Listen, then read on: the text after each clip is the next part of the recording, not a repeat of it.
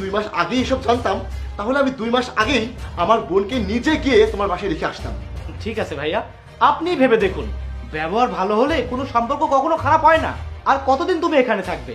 স্বামীর সাথে যাই হোক সেটা মানিয়ে নিতে হয়। ভাইয়া, আমি আমার ব্যবহারের জন্য লজ্জিত। আমি আপনার সামনে যে ব্যবহারটা করেছি আমি সেটা করতে চাইনি, বাধ্য হয়ে করেছি।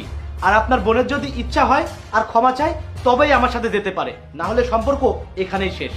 তুহিন, তুমি আমাকে ক্ষমা করে দাও, আমি ভুল করেছি। কিন্তু আমি এখন বুঝতে পেরেছি, আমার শিক্ষা হয়েছে। আমি আর কখনো এমন কিছু করব না যা তোমাকে কষ্ট দেয়। আমি মায়ের সাথে আর কখনো খারাপ ব্যবহার করব না। তুমি আমাকে বাড়িতে নিয়ে চলো। তুহিন, তুমি যা বলতে চেয়েছো আমি বুঝেছি, তুমি মন খারাপ করো না। ও আজই তোমার সাথে যাবে, আর এরপর যদি ও কখনো এরকম করে ভুল করে তুমি এভাবেই ওকে শিক্ষা দেবে, আর আমাকেও বলবে, আমিও ওকে শিক্ষা দিয়ে দেবো।